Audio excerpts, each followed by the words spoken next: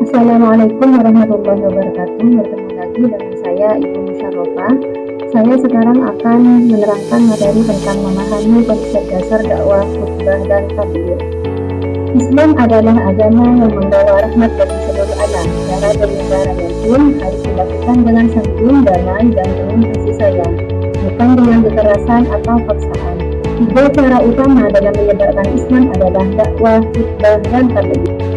Pengertian dakwah. Dakwah adalah kegiatan mengajak orang lain kepada kebaikan dan ajaran Islam dengan tujuan untuk mengingatkan, memperbaiki, dan membimbing umat.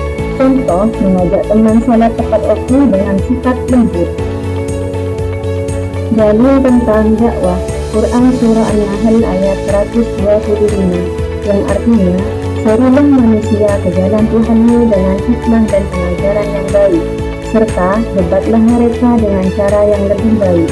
Sesungguhnya Tuhanmu, dialah yang paling tahu siapa yang tersesat dari jalannya, dan dia pula yang paling tahu siapa yang mendapat petunjuk.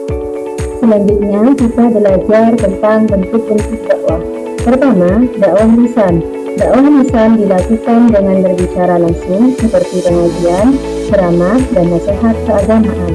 2. Dakwah tulisan. Dakwah tulisan dilakukan dengan metode tulisan seperti artikel Islami, buku keagamaan, dan tulisan ajakan agama. 3. Dakwah perbuatan.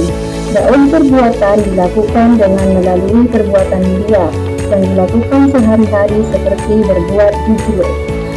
Etika berdakwah. Dakwah hikmah, ucapan jelas, tegas, dan sikap yang bijaksana. Dakwah mujadalah, diskusi dan tukar pikiran. Dakwah mau'izatul hasanah dilakukan dengan cara damai, tanpa kekerasan, memberi pengajaran dan pelajaran hidup. Dakwah uswatun hasanah, tauladan yang baik. Berikutnya, pengertian khutbah. Khutbah adalah kegiatan nasihat yang disampaikan kepada kaum muslim dengan syarat dan rukun tertentu yang erat kaitannya dengan sah atau sunnahnya ibadah. Sedangkan orang yang melakukan khutbah dikenal dengan istilah khatib. Di antara beragam jenis khutbah, ada hal yang tertentu untuk diketahui, yakni khutbah Jumat. Dalil khutbah yaitu hadis Nabi yang berbunyi, barang siapa berwudu lalu menyempurnakan wudhunya, kemudian ia datang sholat Jumat, lalu ia mendengarkan khutbah dan diam, diampuni dosa antara Jumat itu dengan Jumat berikutnya, ditambah 3 hari. Syarat dua khutbah. 1. Khutbah Jumat dilakukan sebelum sholat. 2. Khutbah Idain, sholat kusuf dan kusuf dilakukan setelah sholat. 3. Khutbah dilakukan dengan berdiri. 4. Duduk sebentar di antara dua khutbah. Rukun khutbah. 1. Membaca hamdalah. 2. Membaca sholawat. 3. Wasiat taqwa. 4. Membaca ayat Al-Quran. 5. Berdoa pada khutbah kedua. Pengertian tabligh. Tabligh berarti menyampaikan ajaran Islam secara langsung, seperti yang dilakukan oleh Nabi Muhammad SAW. Bukan sekedar ceramah atau pesan biasa, tetapi sebuah ceramah yang sumbernya dari ajaran Islam yang disampaikan kepada satu orang atau banyak orang agar mengamalkan isi pesan tersebut. Dalil tabligh.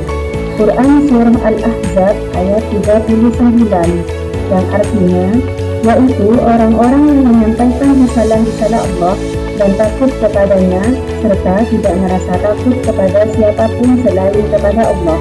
Cukuplah Allah sebagai pembuat perhitungan. Selanjutnya, ketentuan tabligh. Tabligh dilakukan dengan cara yang sopan, menggunakan bahasa yang mudah dimengerti, mengedepankan musyawarah dan berdiskusi, mempunyai rujukan yang jelas sumbernya, dan yang terakhir tidak menghasut dan mencari-cari kesalahan orang lain. Kesimpulannya adalah, menebarkan Islam adalah tanggung jawab setiap muslim yang harus dilakukan dengan sikap santun, damai, dan penuh kasih sayang. Islam dapat disampaikan melalui dakwah, khutbah, dan tabligh, yang semuanya bertujuan mengajak manusia kepada kebaikan dan ajaran Allah dengan cara yang bijak dan tidak memaksa.